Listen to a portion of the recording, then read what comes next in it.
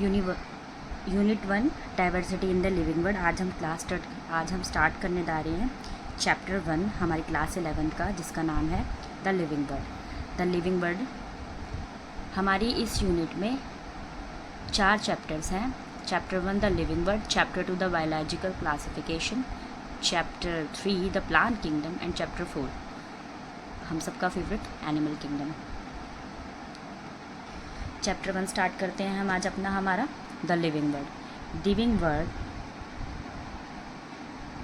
Start किसने किया इस टॉपिक को? सबसे पहले इस टॉपिक को स्टार्ट किसने किया? इस टॉपिक को स्टार्ट किया हमारे एक जर्मन साइंटिस्ट ने, जिनका नाम था हमारा अर्नस्ट मेयर। जैसा कि आप यहाँ देख सकते हैं, मैंने 9 नाम लिखा है, लेकिन हमारे इनको हम कहते हैं 20th सेंचुरी के डार्विन। अगर बोला जाए कि 20th सेंचुरी के डार्विन कौन है, तो यूँ हैं हमारे Ernst Mayr. The living world, living world से हम क्या क्या समझते हैं? लिविंग वर्ल्ड मतलब लिविंग, कोई भी ऑर्गेनिज्म अगर लिविंग है तो उसके अंदर ऐसे क्या क्या कैरेक्टरिस्टिक्स होने चाहिए जिससे हम उसे ये बोल सकें कि वो लिविंग है। तो हम उसके कैरेक्टरिस्टिक्स की बात करते हैं। तो पहला है हमारा सेलुलर ऑर्गेनाइजेशन, दूसरा है हमारा मेटाबॉलिज्म, तीसरा है हमारा ग्रोथ, चौथा है हमारा रिप्रोडक्शन और पाँचवा है हमारा कॉन्शियसनेस। कॉन्शियसनेस बहुत से लोगों को मीनिंग नहीं पता होगा, जिसको हम बोल सकते हैं किसी भी चीज़ के लिए रिएक्शन देना, मतलब हर एक्शन का कोई रिएक्शन देना, वो है हमारी कॉन्शियसनेस। जैसे कि बहुत ज़्यादा ठंड हो तो ऑटोमेटिकली हमारे गूज बम्स आने लग जाते हैं, तो हम उस टर्म को क्या कह सकते हैं? कॉन्शियसनेस। तो पहले वर्ड को हम डिफ़ाइन करते हैं आज हमारा क्या होता है? Cellular organisation. सेलुलर ऑर्गेनाइजेशन की बात करते हैं।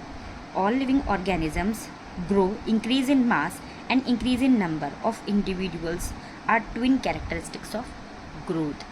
अगर हम सेलुलर ऑर्गेनाइजेशन की बात करें तो कोई भी ऑर्गेनाइजेशन एक सेल के लेवल पे ग्रोथ करता है। जैसे कि ये सेल है हमारा, इसने हमारी मियोसिस की और ये 2 सेल में हमारा डिवाइड हो गया। सेलुलर ऑर्गेनाइजेशन में हमारी बॉडी के जितने भी सेल्स हैं वो एक पैटर्न में ऑर्गेनाइज्ड है। जैसे कि हमारे स्टमक के सेल्स हमारे किस में काम करते हैं? स्टोर करने का काम करते हैं और डाइजेशन आगे प्रोसीजर को कंटिन्यू करने का काम करते हैं। जैसे हमारा हार्ट हमारे लंग्स से अलग क्यों है? क्योंकि उनका सेलुलर ऑर्गेनाइजेशन अलग है। हमारे मसल सेल्स हमारे ब्रेन सेल से अलग क्यों हैं? क्योंकि उनका सेलुलर ऑर्गेनाइजेशन अलग है। तो आप समझ सकते हैं कि सेलुलर ऑर्गेनाइजेशन कितनी अहम भूमिका निभाता है। अब दूसरा हम बात करते हैं हमारे मेटाबॉलिज्म की। मेटाबॉलिज्म से भी आप समझते हैं, metabolism is a sum total of all the reactions occur in our body. ये हमारी एक एनसीईआरटी की डेफिनेशन है जो हमें बताती है कि जितनी भी हमारी बॉडी में मेटाबॉलिक रिएक्शंस होती हैं, सारी रिएक्शंस, इसमें 2 रिएक्शंस होती हैं। एक होती है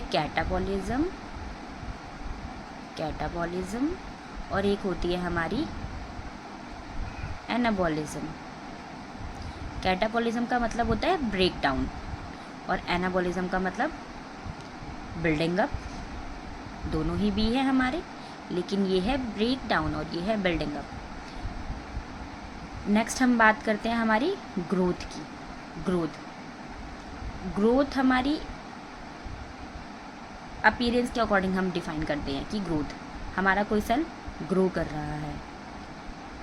ग्रोथ तो सैंड मोल्ड्स भी होते हैं डेजर्ट में, जिसे हम रेत के टीले भी कहते हैं। आपने अभी कुछ देर पहले देखा रेत का टीला लेफ़्ट साइड पे था, फिर थोड़ी देर बाद हवा चली, वही रेत का टीला राइट साइड में बन गया। आप उससे क्या समझ सकते हैं कि ग्रोथ करना सिर्फ लिविंग ऑर्गेनिजम्स में नहीं होता, डेड ऑर्गेनिजम्स भी करते हैं, जैसे कि सॉइल। रिप्रोडक्शन, अगर हम रिप्रोडक्शन की बात करें तो रिप्रोडक्शन भी हमारा एक डिफाइनिंग फीचर हो सकता है। Reproduction, all the living organisms carry out reproduction, सभी लिविंग ऑर्गेनिजम्स हमारे रिप्रोड्यूस करते हैं, लेकिन सभी नहीं करते हैं, एक्सेप्शंस हैं। जैसे कि हमारी, अब हम इन सभी टर्म्स को थोड़ा सा डीपली देखते हैं। सेलुलर ऑर्गेनाइजेशन, सेल के ऑर्गेनाइजेशन से ही सेल का फीचर मेंटेन होता है। जैसे कि हमारे हार्ट के सेल्स और हमारे बोन्स के cell, they both are different, क्योंकि इन दोनों का सेलुलर ऑर्गेनाइजेशन अलग है। मेटाबॉलिज्म, मेटाबॉलिज्म का मतलब होता है, हमारा एक ग्रीक वर्ड है जिसका नाम है मेटाबोल। मेटाबोल का मतलब होता है चेंज। मेटाबॉलिज्म हमारा एक ग्रीक वर्ड से आया है जिसका नाम होता है मेटाबोल। Sum total of all the chemical reaction occur in our body is a metabolism. हमारी बॉडी में जितनी भी मेटाबॉलिक रिएक्शन हो रही है, चाहे वो कैटाबॉलिक हो चाहे वो एनाबॉलिक हो, वो हमारी किस में आती है? मेटाबॉलिज्म में। कैटाबॉलिज्म और एनाबॉलिज्म की बात करते हैं। कैटाबॉलिज्म का मतलब होता है हमारा ब्रेकडाउन ऑफ केमिकल्स, और एनाबॉलिज्म का मतलब होता है बिल्डिंग अप। ब्रेकडाउन हमारा किस में होता है? रेस्पिरेशन में होता है, और बिल्डिंग अप हमारा फोटोसिंथेसिस में होता है। फोटोसिंथेसिस हमारा किस में होता है? Green plants. मेटाबॉलिक रिएक्शन हमारी दो तरह की होती है, 2N, जैसे कि हमारी वीवो भी होती है और विट्रो भी होती है। इन वीवो रिएक्शंस हमारी बॉडी के अंदर होती है, वीवो रिएक्शंस हमारी बॉडी में होती है, और विट्रो रिएक्शंस हमारी बॉडी के बाहर होती है, सेल फ्री सिस्टम्स में होती है। और उस सिस्टम को हम लिविंग सिस्टम भी कह सकते हैं, क्योंकि रिएक्शन हमारी लिविंग है। हम बाहर से उसमें कैटलिस्ट डाल सकते हैं, एंजाइम्स डाल सकते हैं, और हमारा जो सबस्ट्रेट होगा वो रेडी हो जाएगा। लिविंग रिएक्शन, उन रिएक्शंस को हम क्या कहते हैं? लिविंग कहते हैं। अब हम बात करते हैं हमारी ग्रोथ की। ग्रोथ हमारा एक पॉजिटिव रिएक्शन है हमारी बॉडी का, जो कि वो एक इनटेक के थ्रू देता है। Growth has twin features. Growth के दो फीचर हैं, सेल साइज भी बढ़ता है और सेल नंबर्स भी बढ़ते हैं। अब हम बात करते हैं कैटाबॉलिज्म और एनाबॉलिज्म की। कैटाबॉलिज्म मतलब नेगेटिव में सेल जा रहा है, एनाबॉलिज्म मतलब पॉजिटिव में सेल जा रहा है। अगर एनाबॉलिज्म कैटाबॉलिज्म से ज़्यादा है तो हमारा सेल जो है वो ग्रोथ करेगा। अगर कैटाबॉलिज्म हमारा एनाबॉलिज्म से ज़्यादा है तो सेल डी ग्रोथ करेगा, दैट मीन्स हम लोग पतले हो जाएंगे। अगर एनाबॉलिज्म और कैटाबॉलिज्म दोनों बराबर है, जैसे कुछ लोग खाते बहुत है बट उनके लगता नहीं है, दैट मीन्स उनकी एनाबॉलिज्म और कैटाबॉलिज्म दोनों बराबर हो रही है, मतलब नो ग्रोथ। ओवरऑल वो लोग ज़ीरो ग्रोथ शो कर रहे हैं, क्योंकि उनका मेटाबॉलिज्म बहुत फास्ट है, जो कि हम कहते हैं एक नॉर्मल वर्ड में। बट आज आपको पता लग गया कि ये एक्चुअल में क्या है। एनाबॉलिज्म और कैटाबॉलिज्म दोनों बराबर हो रहे हैं।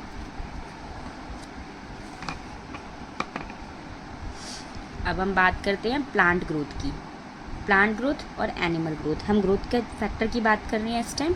प्लांट ग्रोथ हमारी अलग होती है, एनिमल ग्रोथ हमारी अलग होती है। एक प्लांट होता है हमारा, उसके पास मेरिस्टेमेटिक सेल होता है, दो मेरिस्टेमेटिक सेल होते हैं, एक हमारा शूट सिस्टम में होता है और एक हमारा रूट सिस्टम में होता है। दोनों में प्लांट के बाद मेरिस्टेमेटिक सेल्स होते हैं जो कि ग्रोथ करती हैं। शूट सिस्टम शूट को ग्रो करने में हेल्प करता है, रूट सिस्टम रूट को ग्रोथ करने में हेल्प करता है। शूट सिस्टम हमारा ग्रेविटी के ऑपोजिट और रूट सिस्टम हमारा ग्रेविटी की साइड।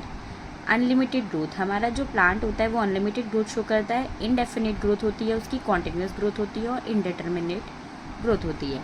लेकिन एनिमल की एक लिमिट होती है ग्रोथ की, जैसे कि हम लिमिट डिफाइन करती है ग्रोथ। एक 15 ईयर्स का बॉय और एक 21 ईयर्स के बॉय में बहुत फ़र्क होता है, और इवन एक 15 ईयर की गर्ल और एक 21 ईयर की गर्ल में भी बहुत फ़र्क होता है। दैट मीन्स दोनों अपनी ग्रोथ में, मैच्योरिटी, अपीयरेंस में, हम ग्रोथ की बात कर रहे हैं यहाँ पर, फिजिकली फिट हैं वो।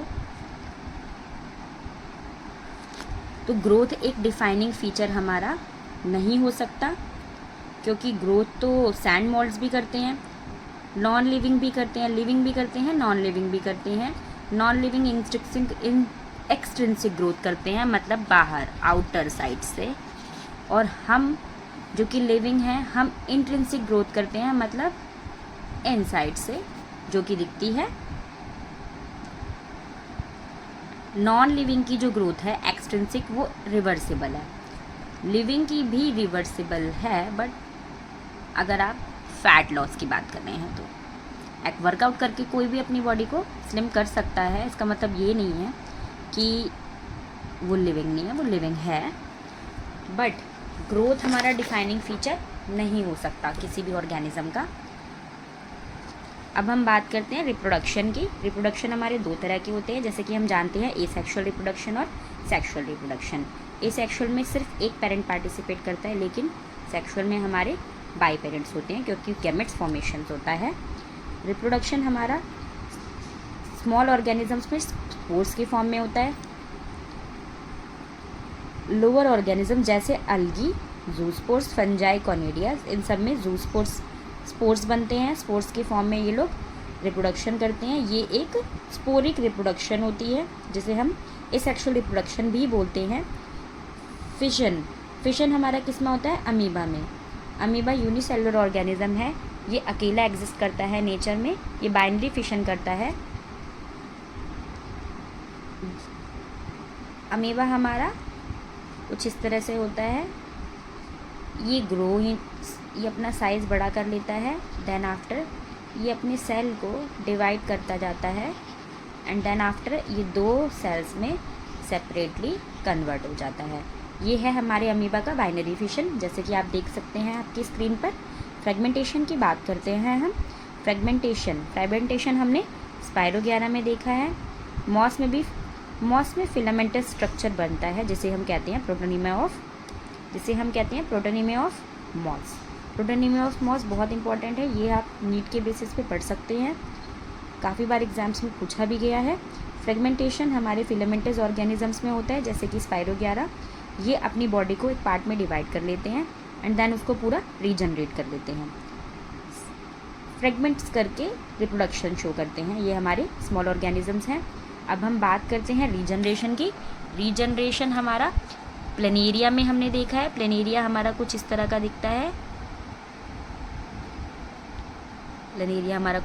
दिखता है। अगर हम प्लेनेरिया को इस सेक्शन में काटें, चाहे हम इस सेक्शन में काटें, तो प्लेनेरिया हमारा वापस से रीग्रोथ कर लेगा। हर सेक्शन की बात करते हैं हम यहाँ पे, प्लेनेरिया वापस से रीग्रोथ कर लेगा।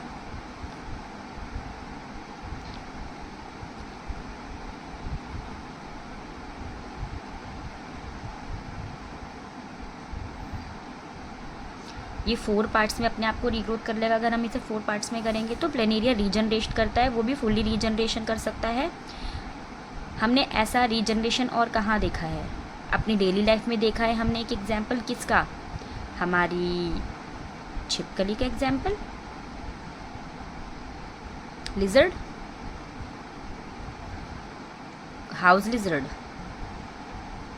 हाउस लिजर्ड हमारी देखी है हमने, जैसे कि उसके टेल में होता है, उसके टेल में टोटीपोटेंसी होती है, टोटीपोटेंट सेल्स होते हैं। अगर हम उसकी टेल को हार्म करते हैं तो वो अपनी टेल को रिलीज़ कर देती है अपने डिफेंस में।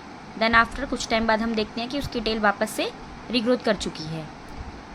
तो रिप्रोडक्शन हमारा एक डिफाइनिंग फीचर नहीं हो सकता, क्योंकि एसेक्सुअल भी है, सेक्सुअल भी है। कुछ ऑर्गेनिजम्स में ग्रोथ और रिप्रोडक्शन बिल्कुल सिमिलर होते हैं, जैसे कि हमारे यूनिसेलुलर ऑर्गेनिजम्स में अभी हमने एग्जाम्पल देखा है पीछे, amoeba. In case of higher plants और ऑर्गेनिजम्स म्यूचुअली एक्सक्लूसिव इवेंट्स हैं ये। रिप्रोडक्शन में हमारे बहुत सारे एक्सेप्शनल केसेस हैं, जैसे कि हमारे म्यूल्स, हिन्नी, वर्कर बीज, इनफर्टाइल ह्यूमन कपल्स की बात करें तो इनफर्टाइल ह्यूमन कपल्स भी रिप्रोडक्शन नहीं कर सकते। तो क्या वह लिविंग नहीं है? हैं, वह लिविंग हैं। वर्कर बीज, हनी बी जो कि हनी बनाती है हमारी, वर्कर बीज हमारी रिप्रोड्यूस नहीं कर सकती, ओनली क्वीन कर सकती है। म्यूल्स, हिन्नी, ये हम लोगों ने बनाए हैं। म्यूल है हमारा, ये हमारे हॉर्स और डंकी, ये हमारे हॉर्स और डोंकी से बनाए गए हैं दोनों, म्यूल्स और हिन्नी। ये जस्ट हमारे ह्यूमन पर्पस के लिए बनाए गए हैं ताकि ये ज़्यादा से ज़्यादा लोड ले सके, प्लस इनकी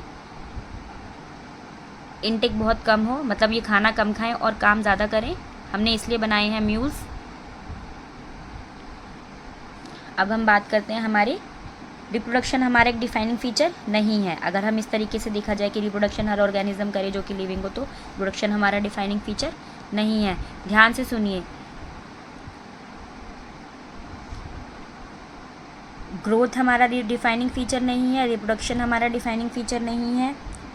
अब हम बात करते हैं कॉन्शियसनेस की। कॉन्शियसनेस से आप समझ सकते हैं ability to sense the environment, self consciousness जिसे कहते हैं, जो कि ओनली ह्यूमन बींग्स में तो नहीं है, सभी में है। मैमल्स में है, एनिमल्स में है, ओनली ह्यूमन बीइंग तो हम नहीं कह सकते हैं, सभी हैं, ऑल एनिमल्स, हम ह्यूमंस भी एनिमल्स ही हैं। डिफाइनिंग फीचर हमारा कॉन्शियसनेस, हमारा डिफाइनिंग फीचर एक तरीके से है, क्योंकि सेलुलर ऑर्गेनाइजेशन भी है, मेटाबॉलिज्म भी है, इंट्रिंसिक ही है क्योंकि हम एक्सट्रिंसिकली ग्रोथ नहीं कर सकते हैं, कॉन्शियसनेस भी है। अच्छा, मैं आपसे एक पूछती हूँ सवाल, एक ब्रेन डेड पेशेंट, क्या वह लिविंग में आएगा या नहीं? आप इस चीज़ के बारे में मुझे कमेंट सेक्शन में कमेंट कर सकते हैं और पूछ सकते हैं कि इसका जवाब क्या है। बाकी आप खुद ही समझदार हैं कि एक ब्रेन डेड पेशेंट में सेलुलर ऑर्गेनाइजेशन भी हो रहा है, मेटाबॉलिज्म भी हो रहा है, इंटेंसिकली उसकी ग्रोथ हो रही है, कॉन्शियसनेस की ही थोड़ी सी कमी है, मैक्सिमम चीज़ों के लिए वो रिएक्शंस दे रहा है क्योंकि हमने उसे ड्रिप दे रखी है, उसका मेटाबॉलिज्म वर्क कर रहा है, सेलुलर ऑर्गेनाइजेशन भी उसके अंदर हो रहा है, कैटाबॉलिज्म एनाबॉलिज्म बोथ हो रहे हैं, उसकी बॉडी ग्रोथ भी कर रही है, बट वह पेशेंट ओनली ब्रेन डेड है।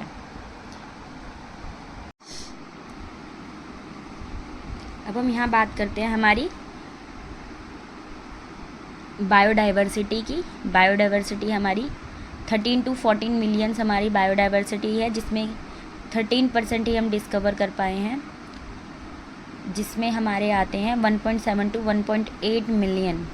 इतनी स्पीशीज़ हमारी हम डिस्कवर कर चुके हैं, इतनों के बारे में हर बढ़ चुके हैं, जिसमें कि सबसे ज़्यादा अगर हम एक पाई चार्ट बनाएं तो आप देख सकते हैं कि सबसे ज़्यादा स्पेस किसने ऑक्यूपाई किया है? एनिमल्स ने, हमारे ऑर्थ्रोपोड, हमारे इंसेक्ट्स ने।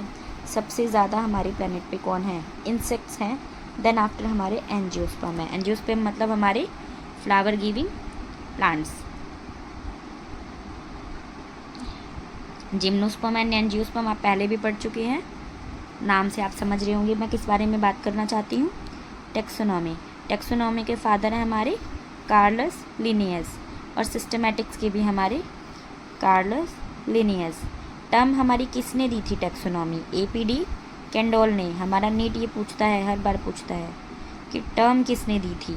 फादर ऑफ तो बाद में पूछेंगे, पहले टर्म ज़रूर पूछेंगे कि किसने दी।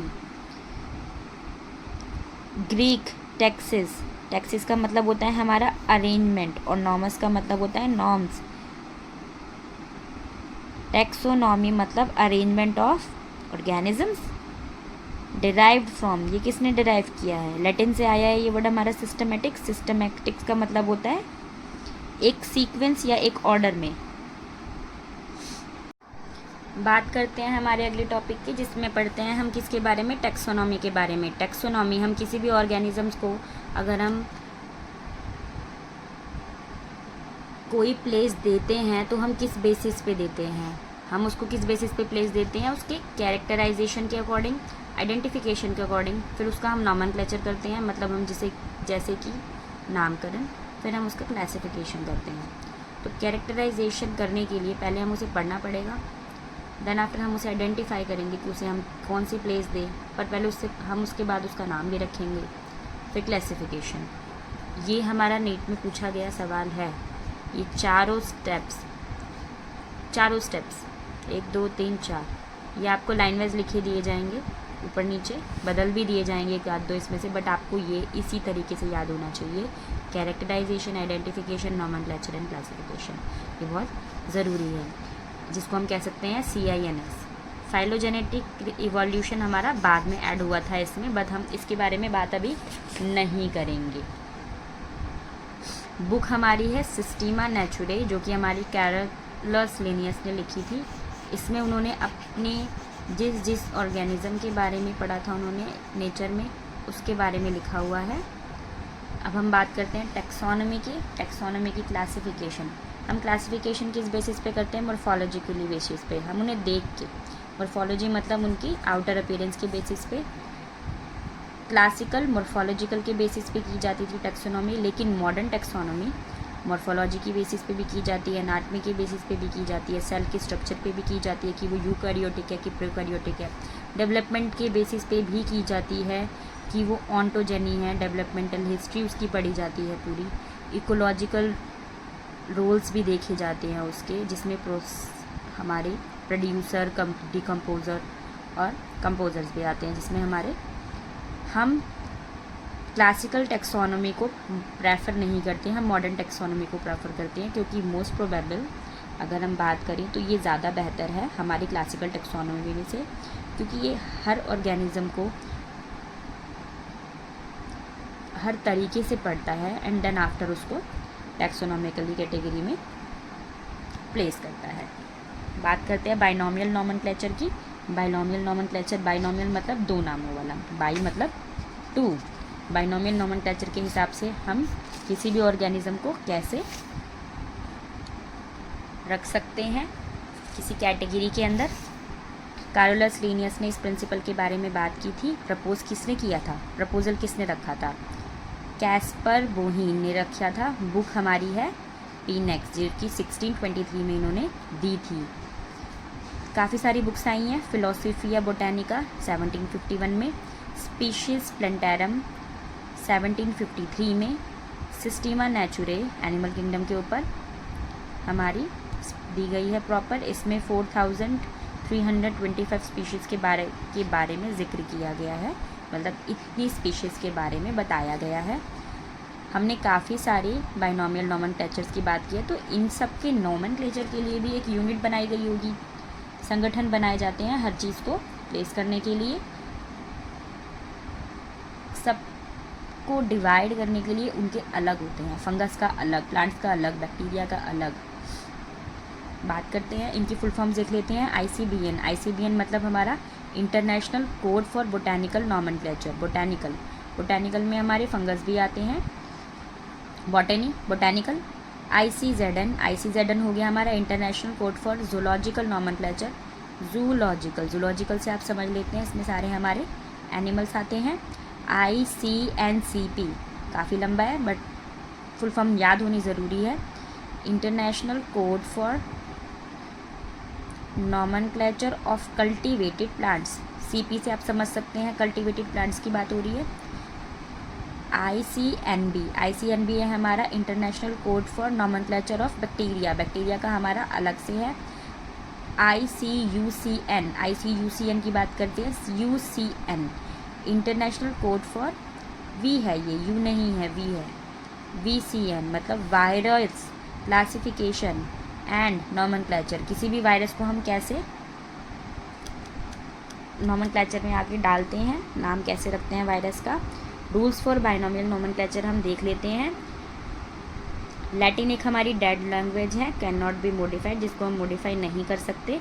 हमने एग्जाम्पल लिया है मैंगो का हमारा साइंटिफिक नेम है मैंगीफेरा इंडिका की बात करते हैं। हमारा M कैपिटल रहेगा, फर्स्ट लेटर हमारा ऑलवेज कैपिटल रहेगा जीनस का, और स्पीशीज़ हमेशा स्मॉल लेटर्स में लिखी जाएगी, दोनों को ही नीचे से अंडरलाइन किया जाएगा।